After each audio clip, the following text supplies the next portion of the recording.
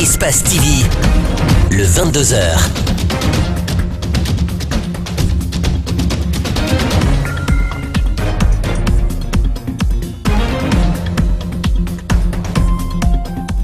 Bonsoir à tous. À la une de l'actualité ce soir, le président de la CENI souhaite enterrer la hache de guerre avec les commissaires de l'institution minés par une crise. Il promet désormais d'être à leur écoute, nous confie un des commissaires frondeurs. Vous l'entendrez dans ce journal. Le nouveau projet du règlement intérieur de l'Assemblée nationale prévoit une hausse de salaire des députés de plus de 111%. Des voix s'élèvent pour dénoncer ce traitement jugé budgétivore pour une économie mal en point. En Afrique du Sud, l'élection pour la succession du président Zuma s'annonce serrée. L'actuel vice-président et l'ancienne présidente de l'Union africaine sont en lice. Voilà pour les titres. Merci de nous rejoindre au compte de ce rendez-vous d'information. Durant sa visite d'État de 72 heures au Japon, le président de la République a été revu par Sa Majesté l'empereur du Japon. Akihito et Alpha Condé ont échangé sur les sujets de coopération entre les deux pays. Le 123e empereur du Japon s'engage à œuvrer pour le renforcement des relations entre Tokyo et Conakry. Compte rendu de notre envoyé spécial, Idrissa Bari. Renforcer davantage les relations de coopération et de partenariat économique entre le Japon et la Guinée, c'est le but de cette visite d'amitié et de travail du chef de l'État dans la période du soleil levant durant 72 heures. Après avoir rencontré le Premier ministre Shinzo Abe, Alpha Condé a été reçu ce mercredi dans le palais impérial Kokyo par Sa Majesté l'empereur Akihito. Les deux personnalités ont échangé sur les questions liées au renforcement de la coopération bilatérale entre Conakry et Tokyo. Durant les 30 minutes de tête-à-tête, Alpha Condé, président en exercice de l'Union africaine, et Akihito ont réaffirmé leur volonté d'œuvrer davantage au raffermissement des relations, tant au niveau bilatéral et international, basées sur les valeurs universelles telles que la démocratie et l'état de droit. Le président en exercice de l'UA a remercié les autorités et le peuple japonais pour son rôle éminent dans la contribution au développement de l'Afrique à travers la TICAD et particulièrement sur le financement de projets en Guinée. L'empereur aussi s'est engagé à accompagner la Guinée dans son développement à travers un soutien au Premier ministre Shinzo Abe dans un partenariat économique et stratégique entre les deux pays. Avant de raccompagner son hôte, l'empereur a félicité le chef de l'État guinéen pour ses efforts en faveur de la paix et de la stabilité en Afrique de l'Ouest. Avant de quitter le palais impérial, le président Alpha Condé n'a pas manqué de remercier le peuple japonais pour le financement du pont Kaka sur la route nationale numéro 1 à Koya, un don du Japon qui prouve l'excellence des relations entre ces deux pays.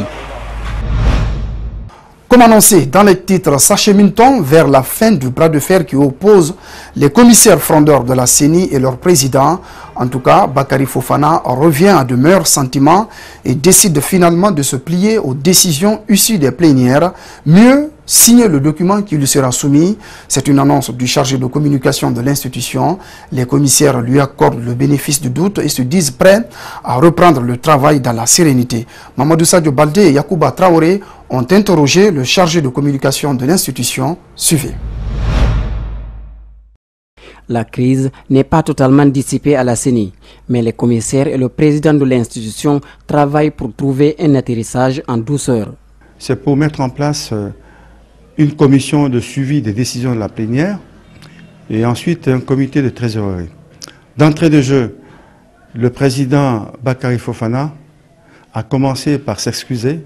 Nous avons profité, avec son accord, à mettre une commission pour mettre ensemble les éléments de dysfonctionnement au niveau administratif et les éléments de dysfonctionnement au niveau de la gestion financière. La méfiance avait laissé place à la défiance entre les commissaires et leur président.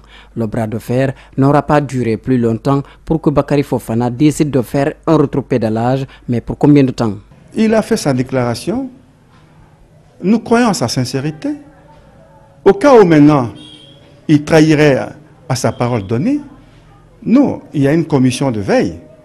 Nous allons suivre ensemble l'exécution de nos décisions. S'il ne se plie pas à la décision de la plénière, nous trouverons une autre solution de rechange. La meilleure façon d'assurer un travail serein au sein de l'institution et inspirer confiance aux citoyens et aux partenaires techniques et financiers est d'effectuer un audit à la CENI. J'ai toujours clamé haut et fort que la CENI soit auditée. On ne peut pas comprendre qu'une institution qui est mise en place depuis 2012 et qu'on puisse utiliser les fonds, l'argent public, sans qu'on soit contrôlé. Plus souvent, on dit que la confiance n'exclut pas le contrôle. Donc, nous sommes ouverts à ce contrôle, interne et externe. Cet audit externe dont il est question sera commandité par le gouvernement sur appel d'offres. Économie, les clients de la BADAM pourront bientôt rentrer en possession de leur argent.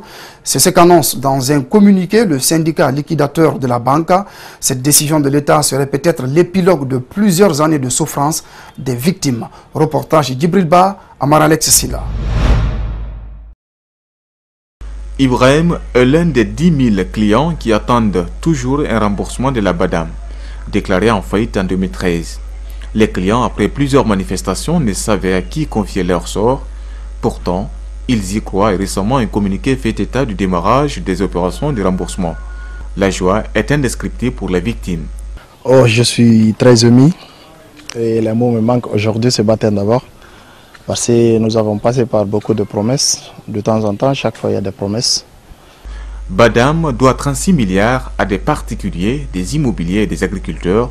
Sa fermeture a été une lourde conséquence pour les clients. Certains étaient porteurs de grands projets, mais la situation les a amenés à sortir du pays. Il y a des cas de décès, il y a des gens qui ont pris la fuite. Je connais beaucoup de personnes. J'ai un ami qui est venu avec des partenaires japonais. J'ai un autre aussi qui est venu avec des partenaires ivoiriens. L'invite est donc faite aux clients à partir du 27 juin. Ils devront, pour être remboursés, se munir des pièces justificatives de leur compte bancaire ouvert dans les livres de la BADAM. J'étais un acteur, donc on a créé quelques zizanies en disant aux gens, non, ne payez pas les petits montants. Vous payez les petits montants pourquoi? Et vous payez les petits montants, vous laissez les gros montants. C'est pourquoi? C'est pour nous disperser. Le lancement des activités de la Banque africaine de développement agricole et minier avait donné une grande espérance, mais sa faillite a porté un coup sérieux sur la crédibilité des actionnaires et de l'État. Le gouvernement guinéen souhaite relancer le projet de recherche géophysique et géologique. 2 accords viennent d'être signés avec le partenaire technique Amtec à cet effet. Le projet en question permettra d'avoir une connaissance approfondie du territoire et attirer les investisseurs pour l'exploitation du potentiel minier guinéen. Mohamed Valek Touré, Yacouba Traoré nous signent le compte-rendu. Ce contrat d'AMTSE porte sur un projet ambitieux qui compte doter la Guinée des informations sur la disposition de l'ensemble de ses ressources naturelles. Ce projet devrait permettre d'améliorer les connaissances géologiques du secteur minier sur l'ensemble du territoire. Ça concerne plusieurs domaines, les mines, la défense par exemple, et ça nous permettra de connaître les limites du territoire. Donc, ce projet avec la recherche à 1/100 millième nous permettra d'attirer des investissements dans la mesure où le coût des recherches, des projets dans la phase de recherche va considérablement réduire. Ce programme de recherche géologique va permettre à la Guinée d'acquérir les données géologiques tout en servant d'autres départements dans leurs activités. Des signatures d'accords ont été faites dans ce sens. Elle porte sur l'interprétation des données géophysiques recueillies et la mise en place d'une banque de données géospatiales incluant des données existantes. On a suivi la Guinée depuis les années 70 et les années 80 quand on a commencé à travailler à l'échelle nationale avec la Guinée pour effectivement faire un relevé géophysique. Il faut expliquer que le géophysique permet de regarder ce qui est sous la surface de la Terre. On peut regarder ce qui est sur la surface avec d'autres techniques, mais la géophysique permet de pénétrer la surface, qui est très important parce qu'évidemment, la richesse, ça se trouve en sous-sol, pas sur la surface. Les résultats attendus sont entre autres la réalisation d'une information géospatiale actualisée sur l'ensemble du territoire, le renforcement technologique des moyens informatiques, matériels et logiciels d'application, la formation et le renforcement des cadres guinéens. La seule chose qu'il faut qu'on fasse, c'est effectivement diffuser des informations après avoir corrigé une fois qu'on a fini la cartographie. Parce que c'est un support géoréférencé, il faut que ça soit précis. Mais cette partie est finie. Toutes les données brutes pour la partie cartographie est déjà achetée et livrée chez nous. Ça sera fini dans le cours de 2018. Dans le projet du nouveau règlement intérieur de l'Assemblée nationale, les députés réclament une augmentation de salaire de plus de 111%. Si le texte est voté, leur émolument atteindrait plus de 30 millions de francs guinéens par mois. La société civile hausse le ton et demande aux députés de revenir à la raison. Reportage Mamadou Kalisso, Abdoulaye Kamara. Près de 80% de la population guinéenne vit actuellement dans l'extrême pauvreté. C'est en ce moment précis que les élus du peuple demandent une augmentation des salaires et d'autres avantages pour leurs proches. Pour des acteurs de la société civile, cette attitude des parlementaires est inacceptable. Ils qualifient ce projet de scandaleux. Le salaire de nos députés aujourd'hui fait plus de 3200% du SMIC. Cela nous donne une lecture comme l'élite politique et administrative du pays fait du pays comme c'est un marché du loup, où la philosophie est que prends ta part avant que ça ne soit trop tard. 4 ans après leur élection, les députés n'ont pas grand-chose à présenter comme bilan, à part des invectives entre eux lors des sessions. Ils sont incapables de mettre en place le règlement intérieur de l'Assemblée, ironise cet acteur de la société civile. Selon le vice-président du CONOSC, l'élite politique doit plutôt prôner la réduction du train de vie de l'État. L'élite politique doit s'inscrire aujourd'hui dans un élan de moralisation de la vie publique. C'est-à-dire la vie de l'élite doit être proche de la vie du citoyen. C'est ça qu'on appelle l'équité, la justice sociale. Au dire des acteurs de la société civile, les actuels dirigeants excellent beaucoup dans les actes de corruption aux grandes dames du citoyen lambda. Malgré tout, cet activiste de la société civile garde espoir. Notre pays vit une sorte de mafia politico-économique sur laquelle le masque va tomber bientôt.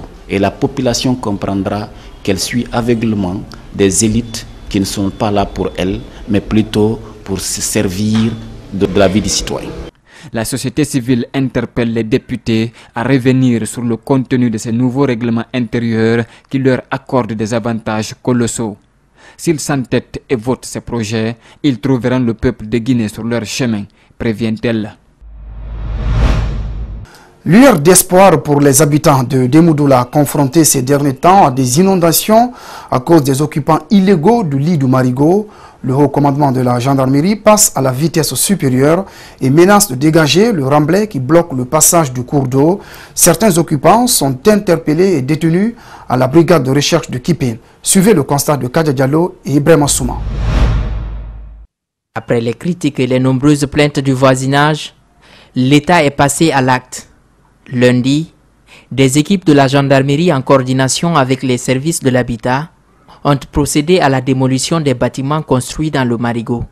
Les infractions retenues contre les concernés sont la construction anarchique et l'extension des logements sans autorisation sur ce cours d'eau. Ce rétrécissement du lit du Marigot affecte gravement l'écosystème. En dépit du remblai, l'eau est en passe de débouler cette partie couverte d'une masse de terre. Plus loin, le constat révèle d'énormes risques de glissement de terrain dans le futur, suite au poids des constructions en hauteur. Ce début d'exécution connaît un repli. La mesure aurait amené les décideurs à surseoir à son exécution. Président de conseil de quartier de Demoudoula, l'auteur de cette vente illégale, tous en détention à la brigade de recherche de Kipé, en attendant de situer la responsabilité autour de ce crime contre l'environnement. Direction l'intérieur du pays, à Lola, les bouteilles d'essence remplacent les stations de service. Depuis 5 ans, la situation perdure. Pas plus de 3 stations disponibles pour plus de 100 000 habitants. Là-bas, la crise est souvent quotidienne. Les prix instables et parfois, c'est le Libéria qui leur sert en carburant. Reportage à Mamadou Saliouba, Djibril Kabak Kamara. Lola. Dans cette préfecture de plus de 1000 habitants, voir circuler un camion-citerne est digne d'un film de science-fiction. À chaque mètre, des bouteilles de d'essence témoignent la galère. Ici, le marché noir a pris le dessus. Une image représente à elle seule le retard de la préfecture. Une station, puis une deuxième, Une troisième, pas plus de 3 stations pour toute la préfecture, et ça profite bien aux vendeurs de marché noir. Le litre, ça varie de 13 000, 12 000, 14 000, deux fois même 15 000. Toi aussi, tu as pris les passagers, tu veux partir quelque part. À côté, tu n'as pas de station, à côté, tu veux partir. Les passagers sont pressés, ils ont des programmes obligatoires, il faut que tu payes maintenant cher. Allez. Le chômage bat son plein dans la préfecture, chacun se cherche une table à essence. Une nécessité devenue un mal car la crise du carburant est souvent provoquée par les vendeurs de marché noir et ce sont les citoyens qui payent le prix. Il y a des vendeurs d'essence qui achètent l'essence et gardent dans les maisons. Pendant la crise maintenant, ils font sortir et revendent. Inutile de préciser si l'État est au courant de cette situation.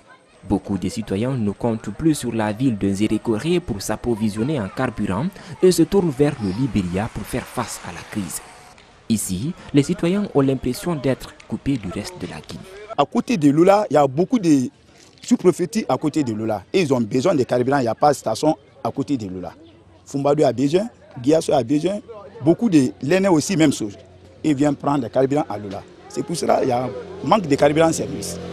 1, 2, 3, 60 qui arrêtent. Jusqu'à la douane là-bas.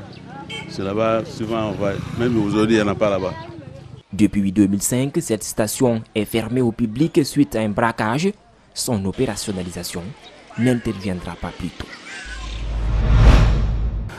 Religion dans ce journal, la célébration de la nuit du destin ce mercredi, une nuit au cours de laquelle le Saint-Coran a été révélé au prophète Mohammed, paix et salut sur lui. Plusieurs fidèles musulmans ont donc rallié les mosquées pour des prières, des prêches, mais aussi des sacrifices. Reportage dans une mosquée de la place, Arsène Bari, Mohamed Bangoura. Dieu a dit dans la sourate Laylatul Qadr, c'est dans cette nuit que nous avons fait descendre le Coran. Cherchez-la dans les 10 derniers jours du mois de Ramadan. Les bénédictions obtenues en cette nuit équivalent à 1000 mois, soit 80 ans de bénédiction.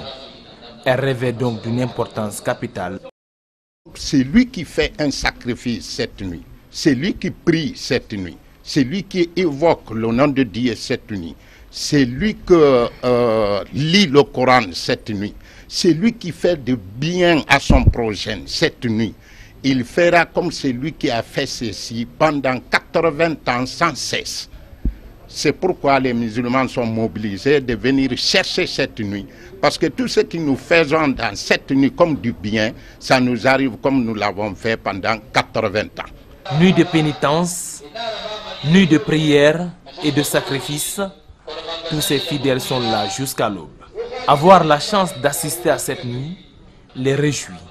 Ils espèrent avoir le pardon et la clémence du Tout-Puissant.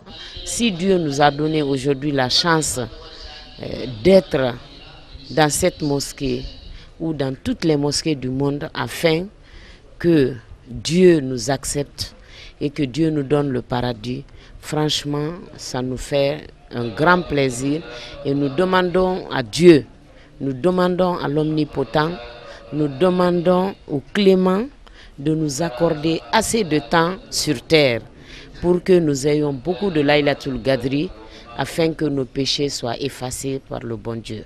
Dans leur prière, les fidèles n'ont pas omis d'implorer la grâce divine pour que règne la paix et la prospérité en Guinée. À tous les Guinéens, c'est de serrer les mains, sortir un, rentrer un, monter un, descendre un, avec une compréhension mutuelle entre tout le monde. Cette nuit est recherchée dans les 10 derniers jours du mois saint. Certains consacrent donc ces 10 derniers jours aux prières et aux pénitences. D'autres, par contre, optent juste pour la nuit du 26 au 27. Drame de la circulation, on en parle encore. Au moins 6 personnes, la plupart de jeunes artistes, ont péri dans un accident de la circulation vers Kouroussa. Ils étaient en partance pour la ville de Kankan pour un concert prévu le jour de la fête de Ramadan. Malik Sandiana Kamara s'est rendu dans l'une des familles mortières à Kountia. Suivez son reportage. Diplômé en génie informatique à l'université Obama, du Messi se lance dans la musique avec pour idole Sulbanks. Le jeune artiste et les membres de son groupe Force Tranquille Musique partaient à Cancan où ils devraient tenir un concert le jour de la fête. Ce concert malheureusement n'aura jamais lieu. Dumessi et son staff, au nombre de 6, ont péri dans un accident mortel à Saraya, à une cinquantaine de kilomètres de Kouroussa. Donc du coup j'ai appelé le petit mais son numéro ne passait pas. J'ai tenté plusieurs fois, ça ne passait pas. Et j'ai appelé son manager. Et du coup lui aussi, après plusieurs tentatives, qu'il y a quelqu'un qui a décroché. Je lui ai dit mais toi pourquoi quand on t'appelle tu ne décroches pas? Moi, je pensais que c'était lui. Et du coup il m'a dit que non, la personne à qui vous voulez parler c'est pas lui mais c'est son numéro. Et si vous avez la famille entre Cancan et Kouroussa, vaut mieux essayer de rentrer en contact avec eux et leur dire que ces enfants-là qui venaient vers Cancan, ils ont fait un accident, ils étaient au nombre de 6 personnes dans la voiture et ils ont tous péri. Le jeune artiste était pétri de talent et avait de nobles ambitions. Dumessi se préparait pour la sortie d'un double album, témoignent ses collaborateurs. J'avais vu que c'était un enfant qui était bourré de talent, plein d'ambitions, qui rêvait d'aller loin. C'est pourquoi il avait décidé même de bosser avec nous en tant que stratégie managériale avec son manager. Bon, c'était un vrai plaisir pour moi parce qu'on avait fait plein de projets. Aujourd'hui, j'ai des regrets d'avoir le pays. La famille ne désemplit pas par ses amis venus présenter les condoléances. Les visages trempés de larmes, la douleur est profonde. Dumessi s'en est allé. C'est un ami d'enfance. Aujourd'hui, maintenant, on est devenus des frères. C'est quelqu'un qui rêvait grand. Il avait des ambitions positives, je veux dire par là. On me manque et tout ce que je demande à Dieu de vouloir accepter dans son paradis éternel. Les corps des 6 victimes sont attendus à Conakry. La prise en charge des obsèques sera assurée par le ministère de la Culture et du Patrimoine historique, a-t-on appris. Culture qui veut nuire à Meur Libre Prod, la maison de production musicale a subi encore un cambriolage dans la nuit de mardi à mercredi. Un cambriolage plus qu'étonnant, seuls les écrans et de surveillance et un disque dur ont été dérobés. Indignée par cet acte, la structure ne compte pas se laisser faire, rassure-t-elle au micro de Mohamed Souma et Ibrahim Awal Kamara. Le cambrioleur aurait d'abord arraché l'antivol de la fenêtre du studio d'enregistrement avant de briser la première vitre, puis détruire quelques matériels et aller enfin dérober les 2 écrans de la vidéosurveillance. Pour ce 3e vol, les micros et certains instruments de musique exposés n'ont pas intéressé le voleur. Il semblait bien connaître le lieu et ce qu'il cherchait. Comment on appelle ça, il y a les claviers, il y a les écoutes du studio, il y a tout ce qui est là, rien n'a bougé. Pour moi, je ne sais pas, peut-être c'est quelqu'un qui essaie de nous atteindre ou quelqu'un qui essaie de nous saboter, mais je ne prends pas ça pour un vol. Par mesure de sécurité, le groupe Daddy Fostri ne laisse aucun disque contenant leurs produits en préparation. Ce, depuis le dernier vol à quelques semaines de la sortie de l'album Dynasty. Qui a donc intérêt à mettre main sur les données de ce disque dur? En attendant la réponse à cette question, les frères Mbaye, propriétaires de la structure, ne comptent pas céder au chantage et à l'acharnement. On va porter plainte et on va essayer de faire en sorte de retrouver la personne qui n'arrête pas de faire ce genre de choses. Bon, c'est dommage parce que nous, on fait ça pour les jeunes, pour la culture guinéenne. Et s'il y a des gens qui essaient de nous atteindre ou qui essaient de faire en sorte que ça ne se passe pas bien pour nous, ils perdent leur temps parce qu'on n'est pas prêt à lâcher. Les 2 vedettes sont actuellement à Montréal, d'où ils ont exprimé leur désolation. Aucune investigation sur le terrain n'a été effectuée par les forces de sécurité afin de retrouver l'auteur des faits, malgré la demande faite par les victimes.